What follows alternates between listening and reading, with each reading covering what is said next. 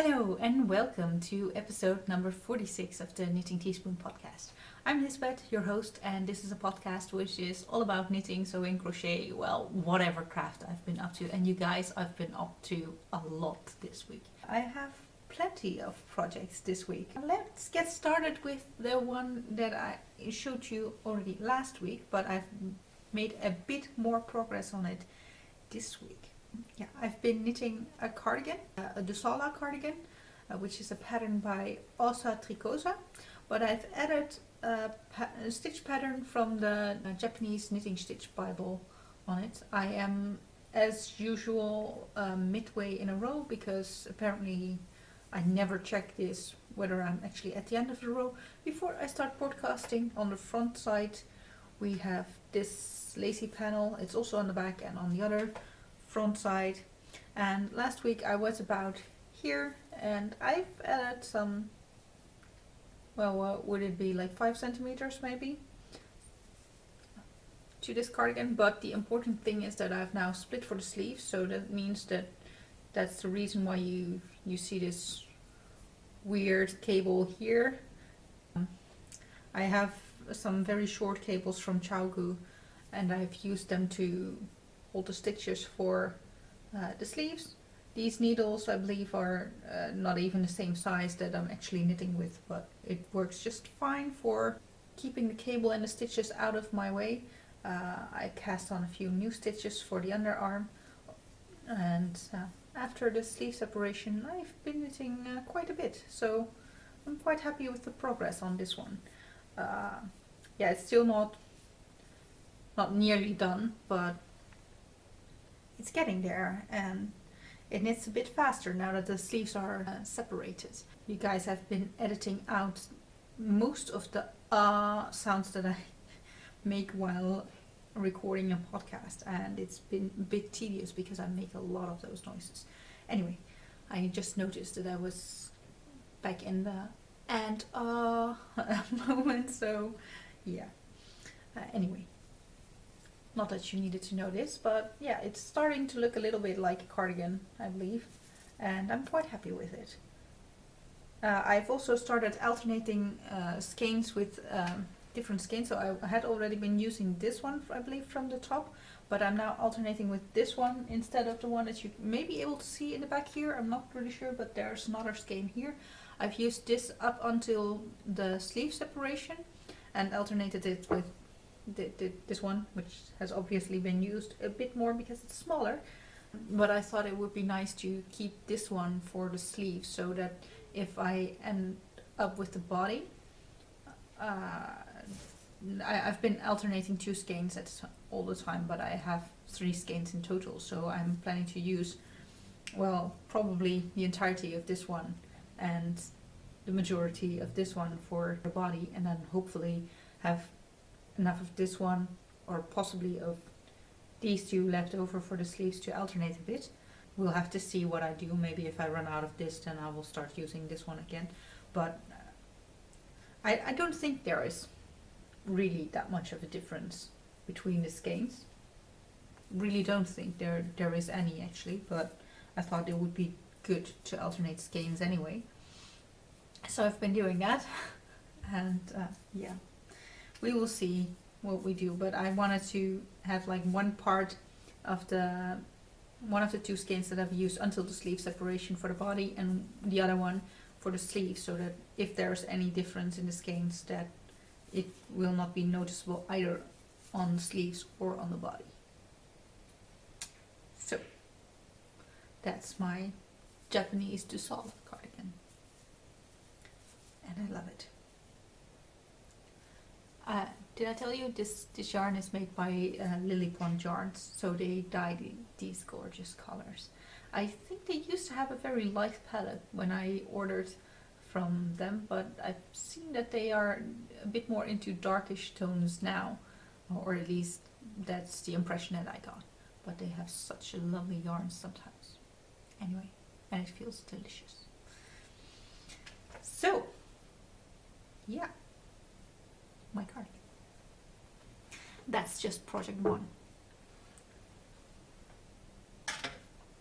As just get it out of the way because I have like a pile of things that I want to talk about right in front of me. So that's not been the only knitting project. I had to travel a bit this week, and therefore I wanted to cast on a new project. And well, socks are really my favorite knitting project for on the go because they're small and they're easy. At least I think they are easy. So I cast on a new pair of socks. I did not get very far. I did not have to travel very far. So here are my new socks. And I decided that I wanted to try and see if I could do the Blueberry Waffle texture pattern. I did like 2 repeats of the pattern so far, and then I quit apparently. I thought I was a bit further ahead in these socks, but apparently I'm not. But this yarn is some hand-dyed yarn by NJ and Mills.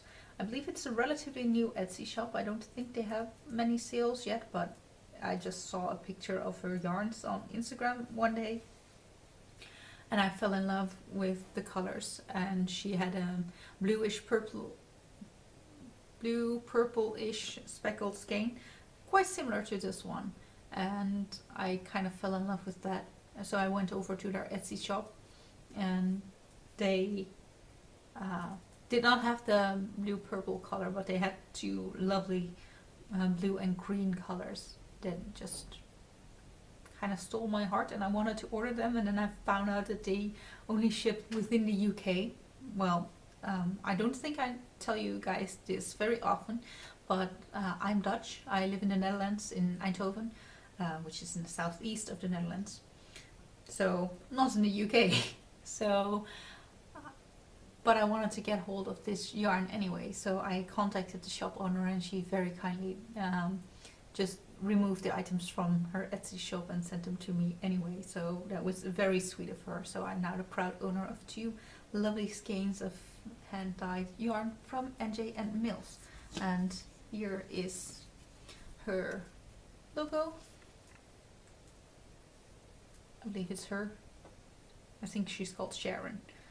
And apparently, and a hair of mine, yay! And the color is Maguindano, like this.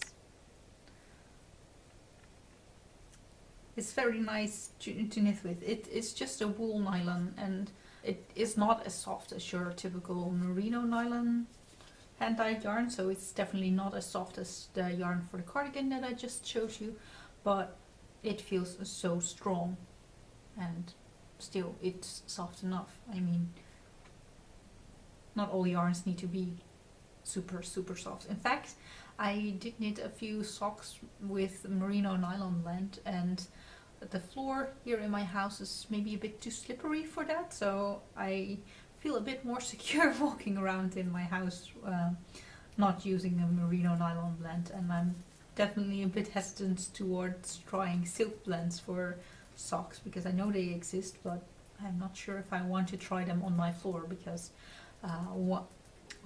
one of my first pairs of socks that I knit, I think the second pair of socks I knit, I was wearing those, and then I slipped and fell and broke my arm threefold. So I couldn't knit for a long time, which was a disaster. So I'm trying to avoid that happening again. Of course, I'm also a bit more careful in how I walk, but there's also a bit of material choice that also matters, I believe.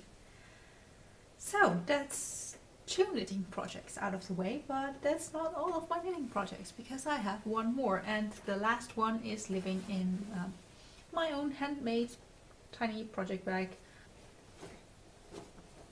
and in it are 2 socks because I decided to knit both socks kind of concurrently, and they are a bit of color work because I thought something like an easy texture sock is good. I did not get very far on this one, so I've not been very good at actually knitting them concurrently, but the other one is a bit further ahead. And these are, well, you can obviously see they're on short circular needles, but I'm just improvising a pattern here. And I started with some transition into color work, and then There's some waves going on, and I'm trying to see if I can make something with a nice whale or fishy pattern going on here. I think it will be somewhat of a nautical theme on these socks, but we will have to see if I can come up with something. I worked on these socks at my local knit group, because there I'm supposed to knit with yarns that I bought there. So the yarn that I'm using for this is long Jawoll Superwash, so it's like this type of skein. They come with a bit of reinforcement yarn as well, and in hindsight I kind of regret not using that for the toe, because from here the sock is going to be quite thick because it's colorwork from here, and for the toe I could have just used the reinforcement yarn to make a thicker toe, and I didn't, and I'm planning on doing that for the heel. I think I have plenty of that type of yarn, because the previous pair of socks I had plenty left over when I just did that for the heels and toes. Although I knit that with these two colors held together. I knit a pair of thick socks from my brother's girlfriend. I held these two yarns together and I knit them on much larger needles and with much fewer stitches, so I don't know what that means in terms of how much yarn I will use after reinforcement yarn. But yeah, I'm hoping this will turn out okay, and I think after a while I will just start repeating the patterns that I already used before to make the socks not too crazy. But yeah, I can't tell you what the pattern is because there is no pattern. I'm just improvising something, and this bit is probably gonna stay, but who knows about the rest. I might knit them and reknit them several times. Who knows? Just not me. But yeah, long Jawoll, and colorways are just some numbers, so I'll put them in the down bar if you're interested. But so that is actually all for the knitting this week, but you guys, I've been doing a bit more than just knitting this week. So one of the things that I also did, and that you've seen before, is the spinning that I was working on last week. And I had actually finished the yarn last week, as in I completed the spinning bit, but now I've actually finished the yarn. And last week I was still a bit looking at how much overply there was, and there definitely is still a bit of tangles going on here, so it's still a bit overplied. It's not perfectly balanced, but like this yarn hangs mostly in an open loop. I don't know if you can see that, but if you have strongly overplied yarn, it kind of tends to twist a bit like this, or possibly the other direction.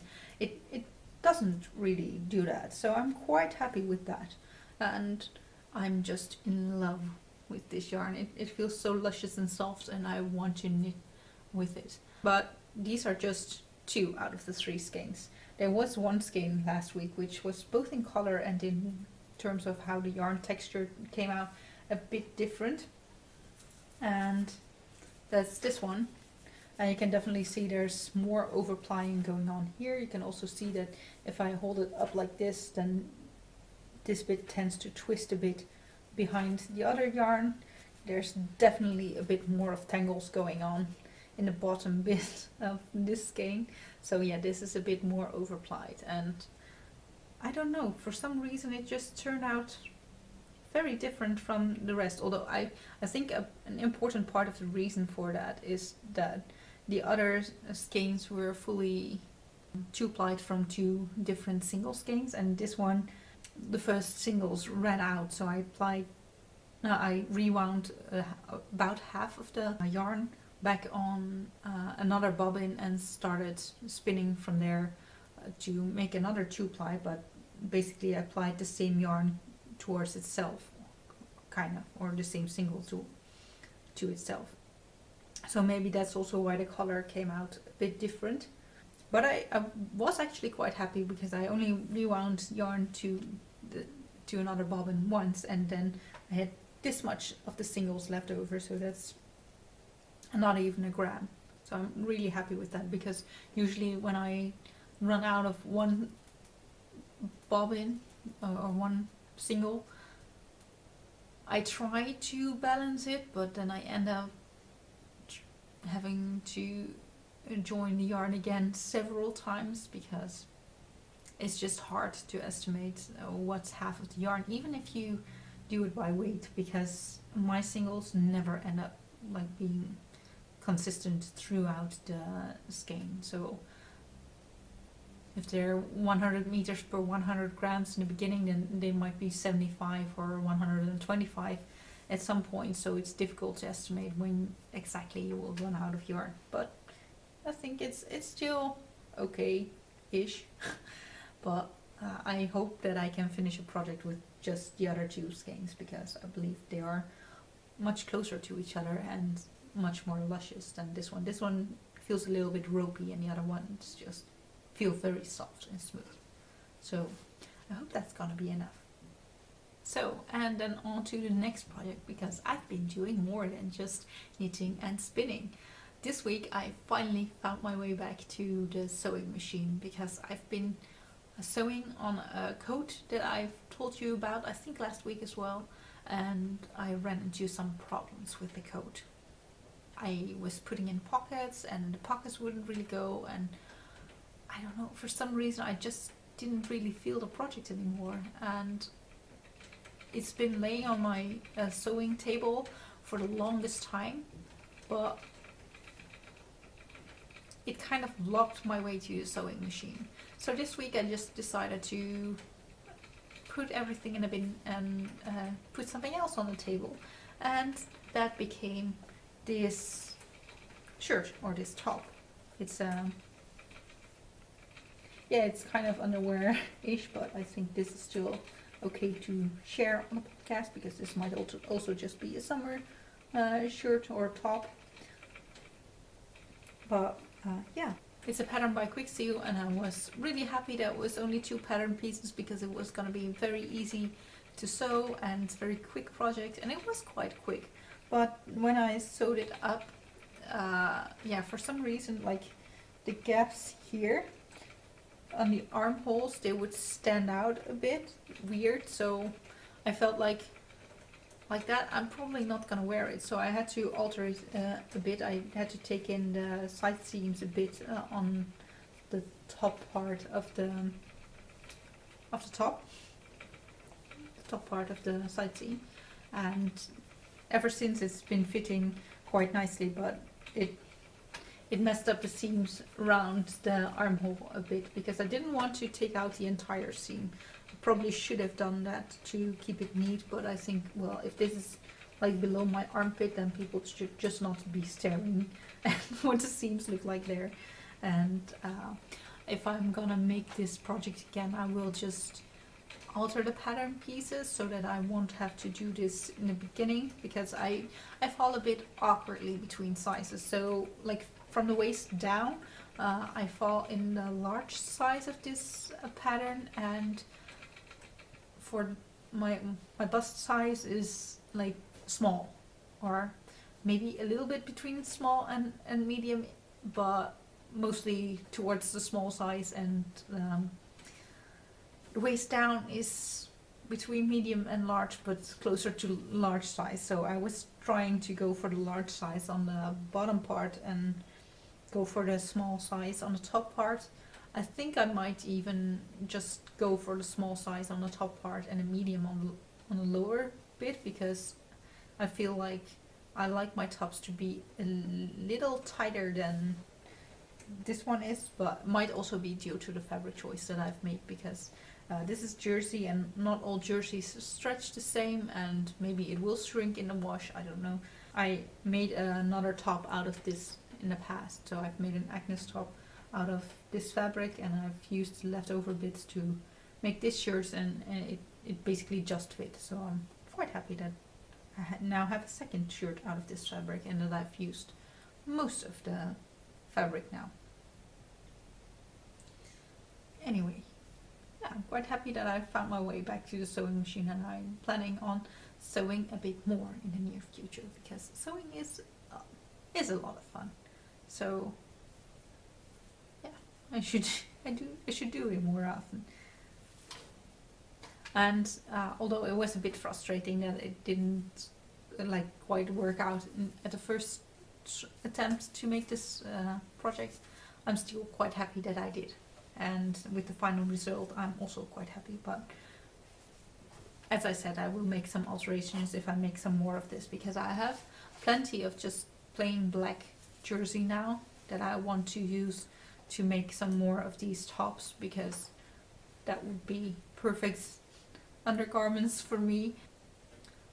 I'm trying to make my entire wardrobe by myself, so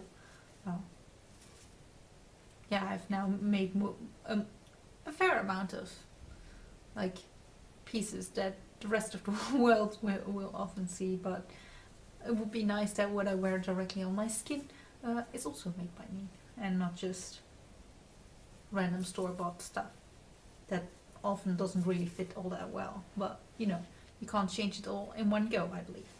Anyway, so then there's another project. So I've been talking to you in the past about the penguin that I was making for a latch-hook pillow. So here's the pattern. I'm gonna show this first, because otherwise you will maybe not recognize the pattern that I'm working on. But yeah, here is the penguin again. So you can see that a bit of the wing is going on here. Last time I think I was just, I believe I'm pointing now at the feet of this penguin. I was still working on the higher feet, so I was working on higher foot. It's not plural.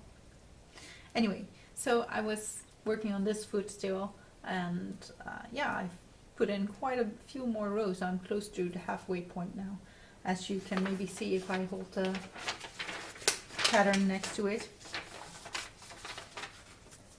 So here it is. Yeah, you can see that it's coming along nicely, I think. I can share this pattern because I've made it myself. So if someone else were to make this pattern and I were to use it, then I would not show it like this. But seeing it as it is my own pattern, I can share whatever I like about it. Especially as I'm not really intending to publish it anyway. So there you go, my penguin. And it also looks quite nice from the back side, by the way. So this is what it looks from the other side. You can also quite clearly see the pattern here. But I kind of like that. On this side it's very strict, but on this side all the lines, they just kind of blend together. So where on this side you can really see where I went out one block. On the other side it's really not that visible. The lines get much more rounded because of the nature of the latch-hook or Smyrna. Anyway, so penguin is also coming along nicely.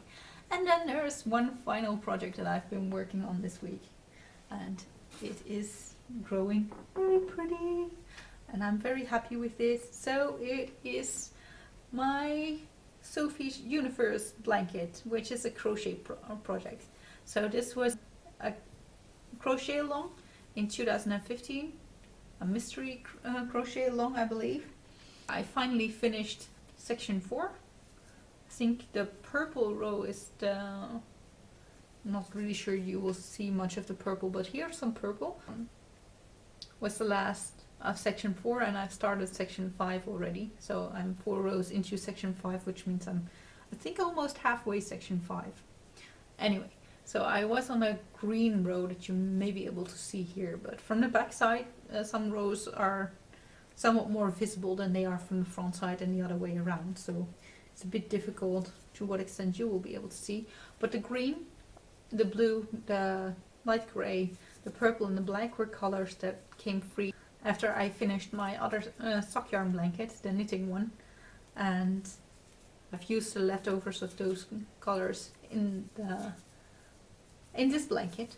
And then there's a bit of the blue from the socks that I've recently knit. So this is a bit of the socks from Awesome Blossom Knits. So she has a platinum socks base, and this is the bridesmaid dress color, the blue that you see here.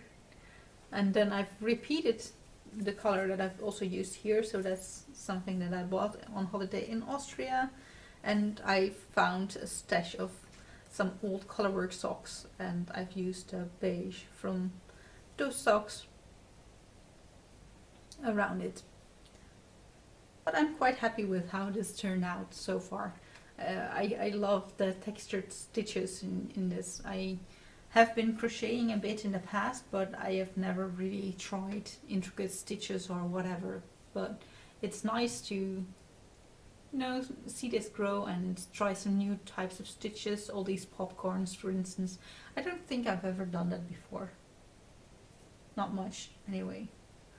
So yeah, it's nice to be working on some different kinds of projects.